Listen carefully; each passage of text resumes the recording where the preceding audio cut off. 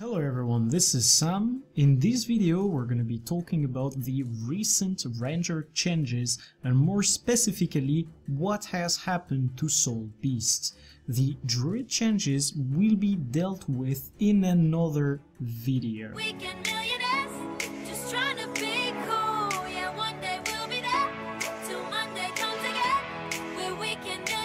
So first of all, I think the best way to start this video would be to have a look at the patch notes.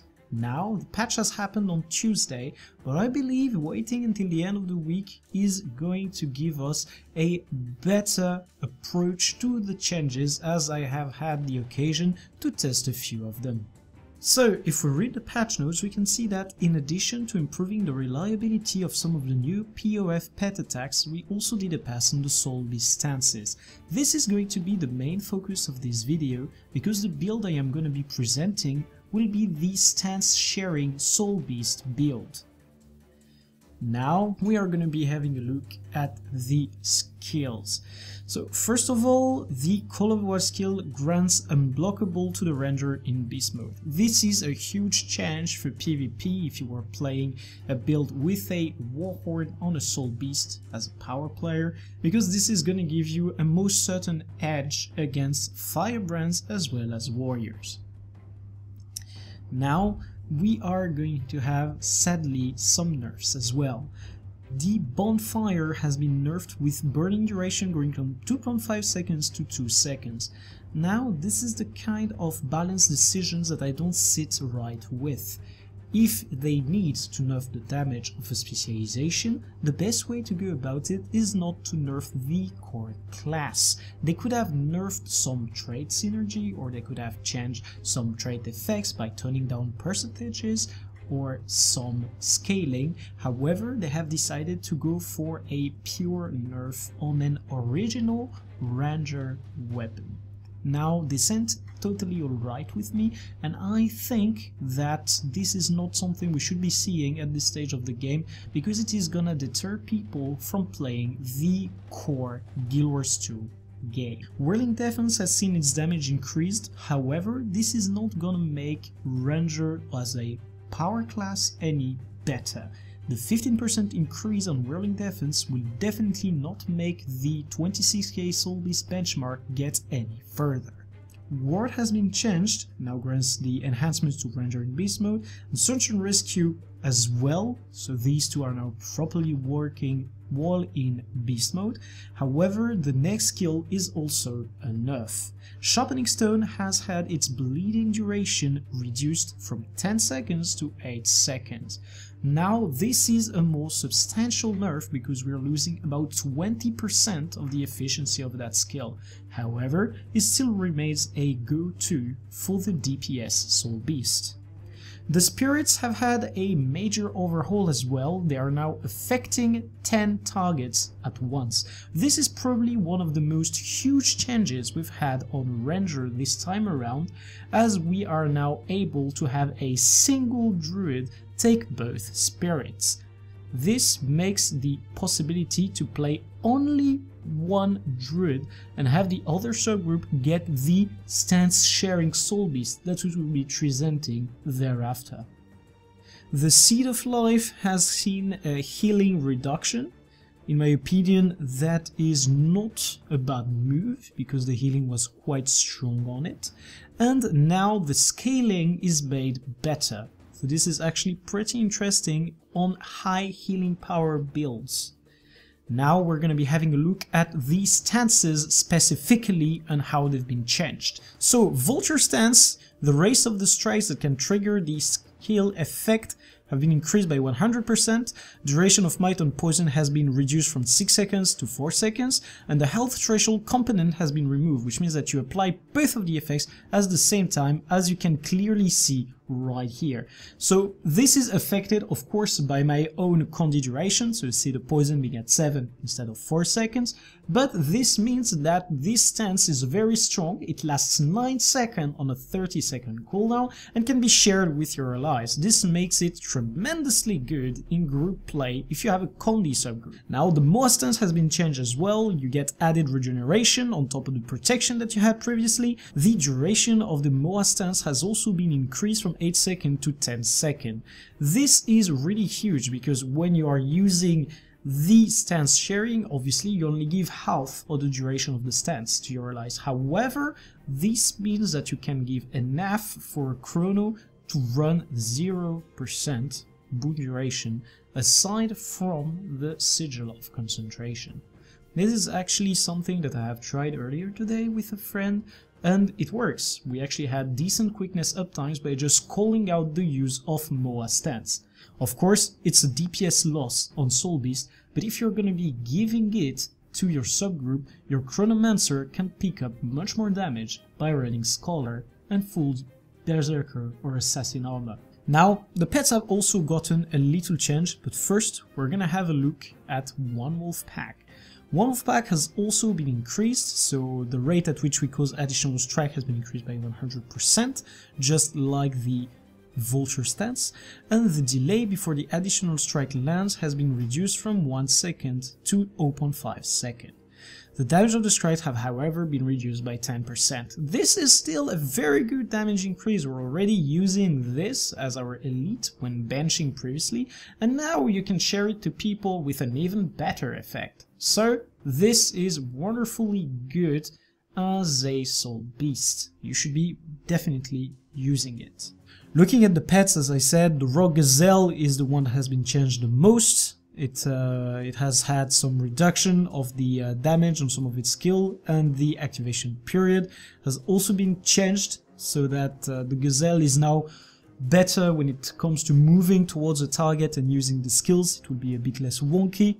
The Boga has been changed a little bit, and they are now taking less time to use some of their skills. And finally, we have the Wilting Strike trait that has been fixed to make it affect the F2 skills of the new Path of Fire pet, that is the Gazelle, the Boga and the Jacaranda. So overall, bug fixes, not all of the bugs, definitely, but quite a few of them, increase of the effectiveness of stances, which makes this stance sharing build something relevant in the current meta. As far as the traits go, we have also had a little bit of changes. We have had the Pack Alpha that has been fixed and now affects properly the F2 skills. The Unstoppable Union is now working. That is the trait that gave you a stun break when activating Beast mode. Oppressive Superiority has been changed to clarify the effects. So Oppressive Superiority is a trait that we were using on DPS SoulBeasts to get the extra condition duration that we heavily sought after, and now it's been fixed. The other traits that were fixed were Leader of the Pack, so the trait now increases the duration of stances applied to the Ranger by 50%, which means that the stance duration that we had previously is now increased by 50%, so we can have a look at it. Personal duration 150%, ally duration 50%, that's huge.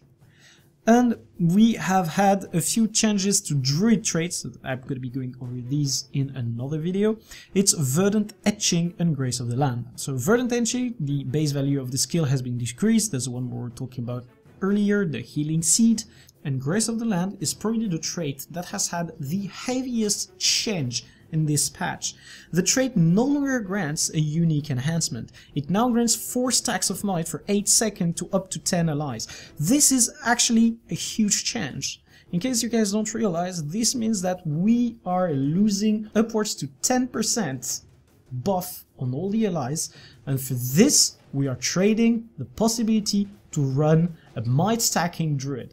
Now, might stacking druid is completely valuable. It is working. People are running it right now. It is extremely solid. It means that you can afford to run a DPS warrior with both banners and have on the other end your might stacking druid give all of the might to the entirety of the squad. So it gives all the spirits and it gives the might to the entirety of the squad now.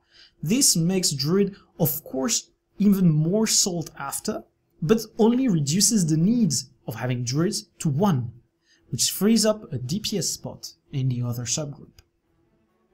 As well, obviously, as a PS spot in one of the subgroups. So, Now, what do we see from this? Obviously, we have a 10% reduction across the board from the DPS of the entirety of the squad, but we're trading this for an extra DPS slot in each subgroup. Now, this is not necessarily going to be the be-all and end-all. A lot of groups are still going to be running double druids, of course, because it is very solid when it comes to healing and support. However, some other healing classes might see a bit more play, but this is something we're going to be talking about some more in the other video. Right now, we're going to go back to focusing on the stance sharing SoulBeast, which is the main point of this video. So, stance sharing SoulBeast. The main question that you guys are going to ask is what changed? So, that's very simple. Previously, on DPS SoulBeast, you were using a short bow with Malice and Geomancy. Obviously, it was Viper. Everything on Ranger is always Viper, because we do not have inherent condition duration traits, except for the one out there, Taste for Danger. Obviously, it's not enough for us, which is the reason why we are using Viper everything with Malice. So we had Malice and Geomancy everywhere, and of course, this set remains relevant. You're not going to be playing it that often, but you're still going to be running this when it comes to being the second SoulBeast or to play purely damage focused SoulBeast. This is what you're still going to be running, and it will remain useful from now on and until it gets fully nerfed, which of course I hope will not happen. So what changed is only the weapon set, and instead of using Geomancy and Malice, we're now using Geomancy and Agony. The reasoning behind that is that bleeding is the condition that makes up the main source of our damage, about 50%. Now, if we have a look at our traits, we're giving up Oppressive Superiority. Oppressive Superiority was the 10% that took our 89% condition duration to a full-on 99%. Not having it anymore means that all of our condies would have been capped at 89% if we were to still be running Malice, and we have made the decision to replace the Superior Sigil of Malice with a Superior Sigil of Agony. This, of course, is not the best solution around, however it is the one that has proven to be the most solid, which means that if you run this, you're most probably gonna be having all your benchmark and all your raid damage fall into the same ballpark. And if you were running a different setup, you would probably have more discrepancies between run try and the other. What we want is something that is consistent, and this set has proven to be most efficient at doing so. Now, this will probably be further improved at some point. Some people might decide to change a few things on the sigil, so people might even find out that there are some better sets to go for. This right now definitely gets the job done. I will be doing a little benchmark to prove this later on. As far as the traits goes, of course, you go for Leader of the Pack. That's literally the only thing you change. Now, of course, we are going to be having a look at the utility skills and what you can do with them. So, stance sharing wise, this, the One Wolf Pack, is to be used on cooldown. You're going to be giving extra damage, power based, to all of your teammates. That's very good. The Vulture stance should also be using off cooldown.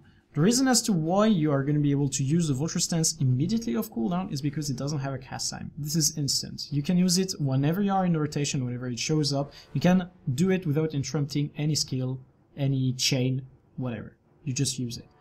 Gives poison to your strikes applied to the strikes inflicted by your allies, and they also gain might, which supplements the job of the druid if they are a bit low on Celestial Avatar. This is a very solid skill to be using, and this is also going to be one of the main sources of our damage. As usual, we're running the Viper's Nest, which is the best trap that we've got, and we're running Sharpening Stone, because despite its nerf, it is still a very strong skill and can be precasted, which makes it very good on short fights that have very short phases. Finally, I decided here to sort the bear stance. However, the best go-to heal for the SoulBeast is still Reheal as 1. It has the strongest base healing value and copies the boons that you have. However, the bear stance proves to be useful in some specific encounters that have very Condi heavy parts. I am thinking, for example, of Throthazor, where using the bear stance actually proves to be good when the fear happens or when the shake happens. You can completely remove the conditions on your allies by using this, because you are removing 2 conditions per second and your allies get this for 3 seconds. Now, this of course is not necessarily going to be the best situation you would go for. You have the possibility of missing your allies because the radius is not that big, and you also have the possibility of miscasting it, casting it at the wrong time, using it for your own self. So you should not be arranging the entirety of your fight organization around this skill.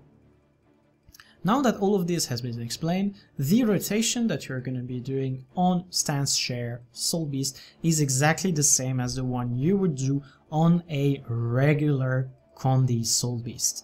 Nothing has changed, and if you were already quite proficient at the previous rotation, you should be able to find yourself to be very good at this one as well. Nothing really, except for the fact that one trap is replaced by an instant cast stance, and that you are of course going to be using one wolf pack as often as you can. As I remembered to say before, all of the gear is exactly the same. You're still running exactly the same things. This is very good because for once you don't need to re-gear yourself over a meta change. I made a different set of weapons because I will still be playing pure DPS SoulBeast. However, this build is definitely better as soon as you are into a group that knows what they are doing and can pull solid DPS, because you're going to be able to further the DPS of others. Now, let's have a little bit of a rotation and close the video on this.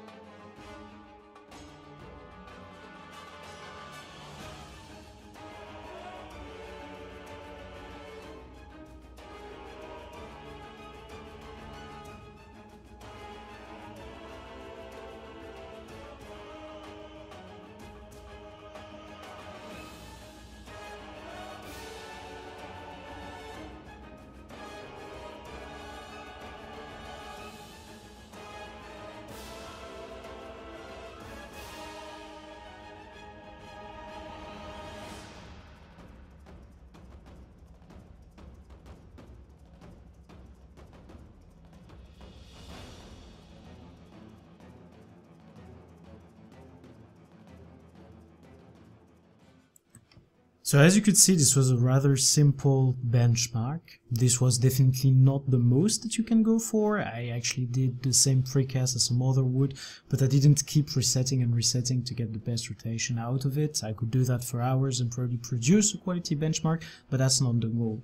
You would actually be having higher team impact DPS in raids because you will be sharing the stances, and this is what matters the most. If you can reach this kind of benchmark and then produce similar rotation performance in a raid while giving the stances to everyone, you have most definitely reached the goal that is on this class. Now, I hope that you guys have found this video interesting and informative, and if you have any questions related to it, you are more than welcome to ask them in the comment section. Or if you want to make it more personal and chat a bit longer about your questions, you can contact me on Discord, whether it is on my server or in my direct messages. Now, if you have liked this video, please press that thumbs up button as it helps tremendously. If you wish to support me, there is the possibility to sub on Patreon or to leave a tip. If you just want to support the channel as a free to watch person, you're more than welcome to share the video around on your server, to your friends, to whomever might be interested, and get the name out for this channel. I hope to see you again in the next video, and until then, I wish single one of you some happy playing and to get good.